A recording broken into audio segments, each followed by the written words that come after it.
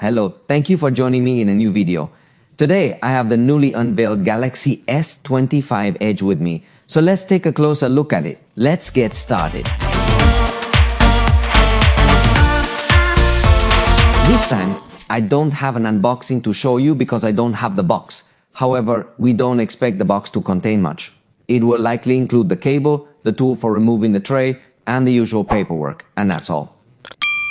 Consider this the unboxing, though there's no box. Let's quickly check the specs, focusing on the ultra-thin design.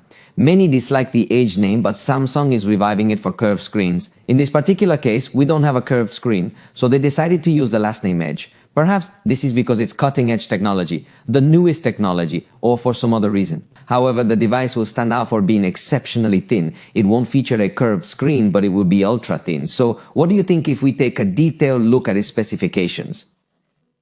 Now let's begin by examining the physical appearance of the device, because you'll notice that what stands out the most is its thickness, which is 5.8 millimeters.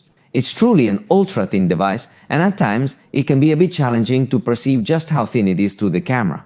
So, allow me to provide you with some references. For instance, right here I have the S Pen from the Galaxy Z Fold 6, and you'll notice that it is essentially the same thickness as this stylus, which is the thickness of the device itself. This is certainly going to be one of its most appealing features, without any doubt. However, in addition to that, it will be a device characterized by its extremely lightweight, weighing just 163 g. It's important to note that in terms of dimensions, it will closely resemble the Galaxy S. Yet, when it comes to weight, it will be quite similar to the Galaxy S25, which happens to be the smallest model in the series. Therefore, it combines the lightness of the smaller version with the size of the Plus model.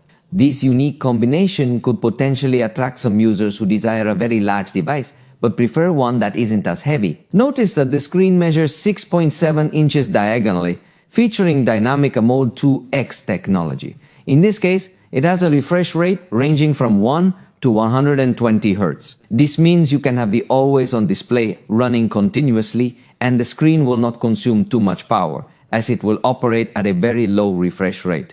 I'll tell you more about the battery shortly. However, for now, this dark scene helps you understand that it doesn't really matter much. With the same anti-glare feature that we see on the Galaxy S25 Ultra, in this case it integrates Gorilla Glass Ceramic 2, which is a great new addition because they highlight that it offers an excellent level of resistance while still allowing the device to be ultra-thin. So it seems that the approach here is a bit different.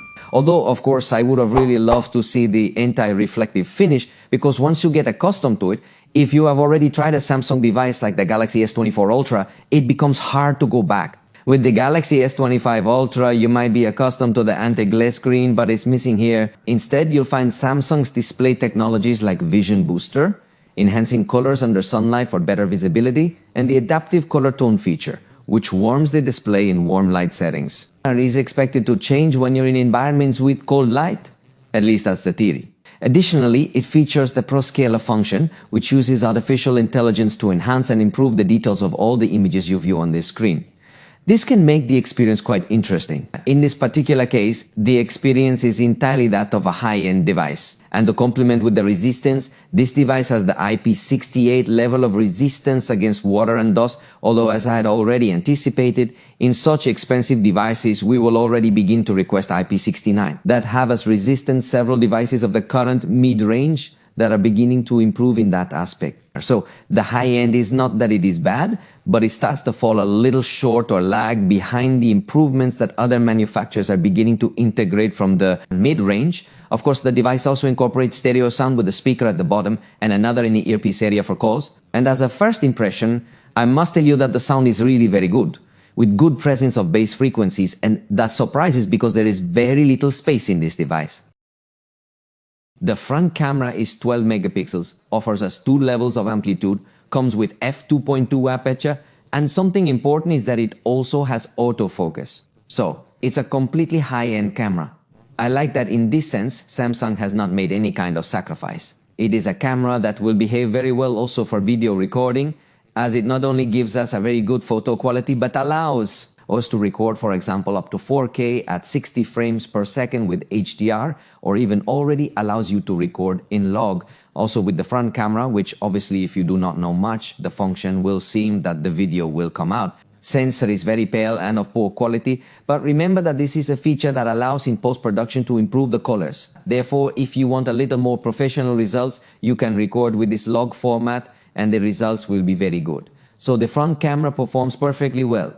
There you are seeing a result that I took here in the hotel where I am. Consider that it is a night photograph where there is not too much illumination, and the truth is that the result has been very good. Liked. For the back, we will find ultra-wide angle camera with f-aperture 2.2 and autofocus, so it also has macro capabilities. In addition to the main camera, which is 200 megapixels with aperture f1.7, and it must be said, some people do not find very attractive the fact of having 200 megapixels camera. It must be said that in this case, Samsung, if you are taking advantage of it very well, because it considers that it does not have a special camera for zoom, but the 200 sensor. Megapixels is very well used. Let's look at the axis. Let's see, here you are looking at the picture with the ultra-wide camera, so you have more or less an idea. Now you're looking at the picture with the main camera, now at 2x zoom, where the device still maintains optical quality, and believe me, it looks very good. Now the photograph with the 4x zoom, where I would still say that it maintains optical quality, the truth is that it looks super good in this short distance zoom, although the maximum that it reaches is the one with the ultra-wide camera. Is 10x digital zoom, and it does look good photographing, but obviously in the price range it will compete with some other devices that will give you a much more powerful zoom. So I would say that this is not a device that is very well thought out for those who demand the most out of photography, because it does not have telephoto cameras that complement the experience very well, but it is a device that is focused on people who want a super slim design, because the devices that have more powerful cameras are not very good.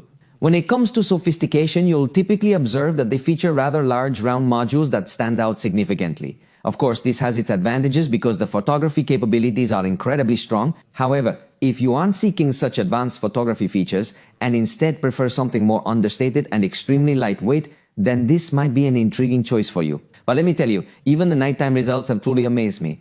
To start, I want to show you this particular photo I captured from the hotel window, and you can see how there are some reflections that are generated here that spoil the photo a little, but remember that with the artificial intelligence tools that the device has, you can select the option to erase reflections and see the difference. The truth is that it does it quite well. Look, there I removed the reflection and there I am showing it again just so you can see more or less the difference. It does an excellent job, but well, see the pictures. This is the main camera. Consider that it exposes the areas well. The darker areas are also clearly defined without any noise. Now, you are observing with 2x zoom, where typically devices tend to lose a lot of their performance. However, this particular device still maintains something positive. Even at 4x zoom, we can still see well-defined lines, and it manages noise well. Although it has slightly low contrast overall, the picture appears to be of good quality. At the maximum zoom of 10 times, it also behaves in an interesting manner.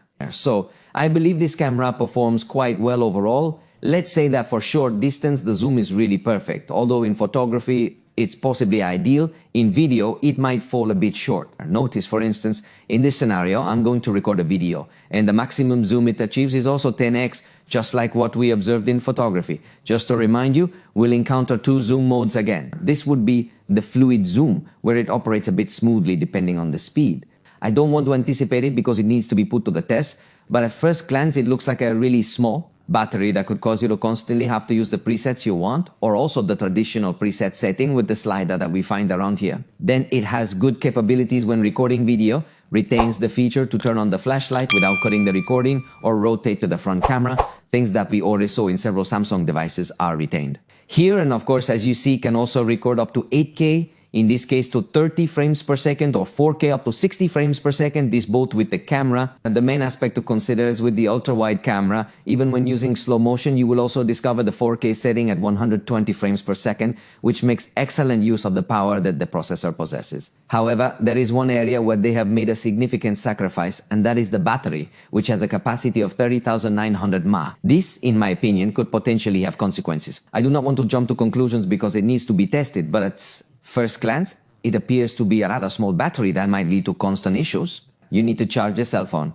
In this case, it supports 25 watts charging. Of course, the charger isn't included in the box, but with a battery of this capacity, I believe the charging times won't be excessively long. What I really appreciated is that even though it's so slim, they still include the wireless charging feature and also reverse wireless charging. So in this aspect, I believe it stands as a strong flagship.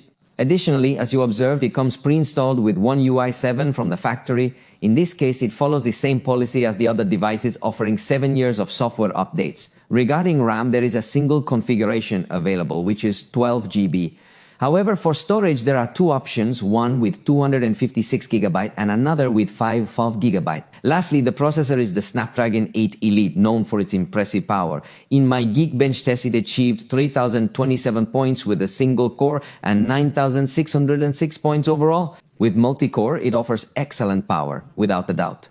In fact, it is noted that in Antutu, it performed quite well, achieving a score of 21,37,816 points. Therefore, it is a processor with significant capabilities that will be fully utilized in all the options available in the Galaxy suites, which are included. These include the call assistant, writing assistant, interpreter, note assistant, transcription, and navigation. Additionally, there is a photo assistant, drawing tool, and audio eraser, which will all function locally without needing an internet connection. You can utilize the 512 GB version to effectively eliminate the noise from people, wind, or music that might be playing in your videos. Additionally, you have several other options available. This means you have access to the entire Galaxy suite, which, as I mentioned, also leverages the impressive power of this processor.